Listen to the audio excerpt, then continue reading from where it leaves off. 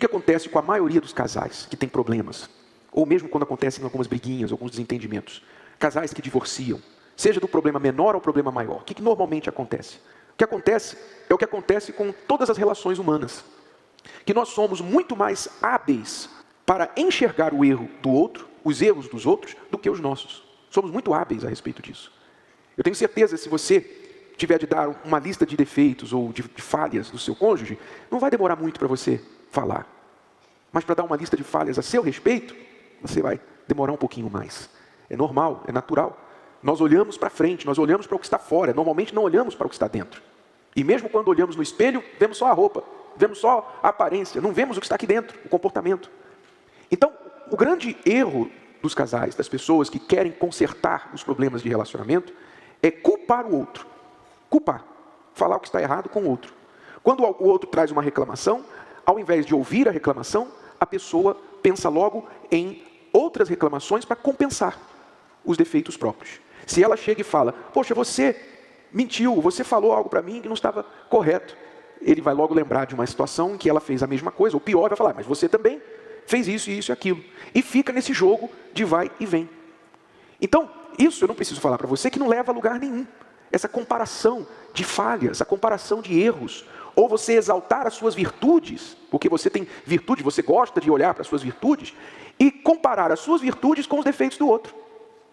Olha, eu sou assim, eu sou uma pessoa que você sabe que eu nunca falo mentira, que eu sempre falo a verdade para você. Mas você, aí você compara com a falha do outro. Então isso é um exercício fútil. A única coisa que isso traz para o casal é frustração. Frustração não resolve absolutamente nada. Até porque isso parte do princípio falho que você pode mudar a outra pessoa apontando os erros dela. Isso não acontece. Nós não podemos mudar ninguém. Nem Deus pode nos mudar, sabia disso? Você sabia que Deus não pode nos mudar? Deus não pode mudar a gente. Deus nos dá o quê? A palavra dele. Se nós ouvirmos, cremos nela e decidirmos aceitá-la, nós mudamos, com a ajuda dele. Mas se nós não quisermos, ele não força ninguém a mudar. Então se Deus não faz, desista de tentar mudar a outra pessoa.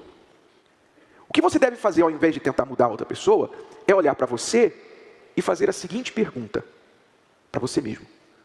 O que eu poderia fazer diferente?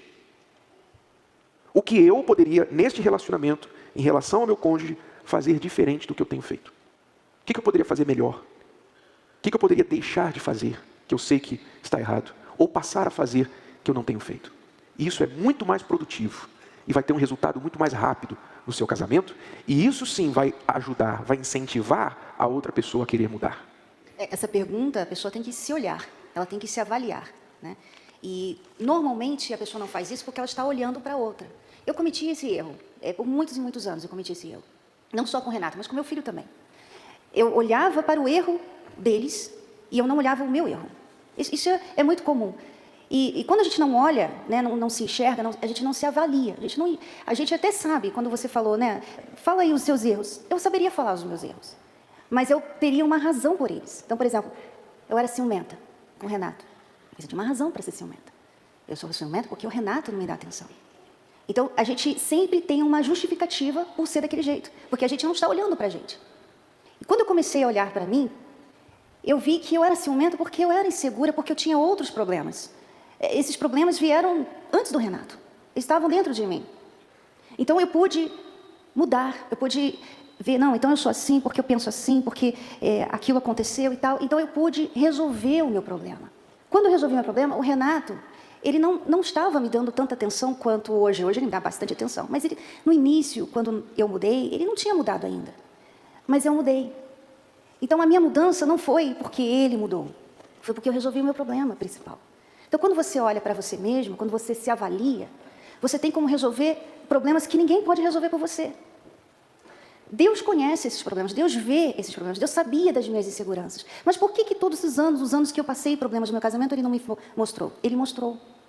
Só que eu cometi o erro que muitos casais cometem. Eu ia para Deus pedir para Ele resolver o Renato. Eu estaria aqui na frente falando, meu Deus, muda o Renato. Muda o Renato. Eu não achava que eu tinha um problema.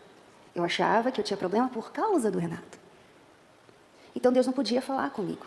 Deus não podia me mostrar. Como é que Ele vai resolver um problema que você não quer enxergar? Como é que ele vai te ajudar numa coisa que você não quer pensar nisso? Por isso que a palavra de Deus diz que a gente não sabe pedir. Porque a gente às vezes está pedindo uma coisa, não é isso, minha filha. E Deus está falando assim, não é isso que você precisa. Não é aí que você vai resolver seu problema. Seu problema não está no seu marido ou na sua esposa. O seu problema está em você. Se você resolver o seu problema, você não vai mais ter problema com ele. O Renato, ele era deficiente em atenção? Era. Ele não era muito atencioso. Não dava muita atenção, falava muito, conversava muito. Ele tinha essa deficiência. Mas isso foi resolvido assim, ó. Depois que eu mudei, eu me tornei uma pessoa diferente que incentivou o Renato a mudar. Então, a mudança do Renato não foi assim, ele fez um propósito, não, eu vou lá fazer, Deus vai mudar. Não. A minha mudança incentivou. Às vezes você está aí lutando pelo seu marido, às vezes ele nem está aqui hoje. Ele nem está aqui hoje. Você gostaria que ele estivesse aqui, mas ele não vem no templo. E você só fica pedindo, meu Deus, muda meu marido, toca no coração do meu marido. E às vezes o problema está em você. Você não tem incentivado o seu marido a mudar com a sua mudança. Você continua a mesma pessoa, insegura, ciumenta, carente, com conflitos interiores, traumas complexos.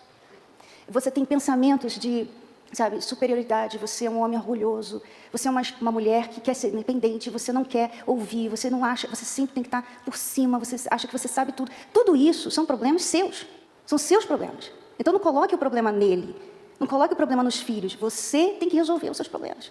Mas você vai resolver quando você parar de ficar olhando para eles e olhar para você. Se avaliar, foi o que eu fiz. A minha mudança como pessoa, como a Cristiane 2.0, aliás, 1.0. De hoje eu já sou 2.0. A 1.0, a minha mudança foi essa. Mas aí sim, Deus pôde falar comigo. Aí sim, eu ouvi o que Deus tinha para... Ele me ensinou a mudar. Aí sim, Ele me ensinou a me valorizar, a me amar. Ele me ensinou tudo isso. Mas porque eu comecei a olhar para mim. Então, esse é o segredo. Parei de olhar para o Renato e comecei a olhar para mim. O Renato começou a olhar para mim também. É porque é difícil você olhar para uma pessoa que toda vez que você olha, ela esperta os teus olhos. Você não quer mais olhar. Você chega perto, dá um no olho, e você...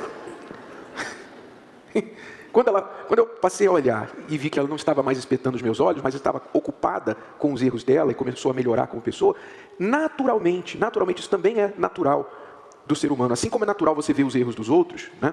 Também é natural quando você está ao lado de alguém que está melhorando, que está avançando na vida, progredindo, independente de você, é natural você também correr atrás para não ficar para trás. É natural. Se no teu trabalho, por exemplo, você trabalha com pessoas que estão sempre se esforçando para ser melhor, você também vai se esforçar para ser melhor. Porque a melhoria delas força você a ser melhor, senão você vai ficar para trás. Não é diferente no casamento. Se o teu marido, se você, esposa ou marido, estiver melhorando como pessoa, independente do seu cônjuge, olha, eu vou trabalhar no meu temperamento, eu vou trabalhar na minha vida espiritual, eu vou trabalhar no meu caráter, eu vou melhorar como pessoa, porque eu não me julgo já perfeito. Eu sei que eu tenho muito a melhorar, então eu vou trabalhar em mim. Você naturalmente vai começar a avançar. O que vai acontecer com a outra pessoa? Ela vai ficar para trás. E ninguém quer ficar para trás. Então, isso funciona mais do que você ficar apontando os erros do outro. Toma aqui, é isso aqui. Não dá. Então, o que eu posso fazer diferente? O que eu posso fazer melhorar? E comece pequeno. Não precisa, tem que mudar muita coisa. Pouco a pouco. Vai mudando um pouquinho. Que você, na força de uma mudança pequena, você vai conseguindo fazer as mudanças maiores.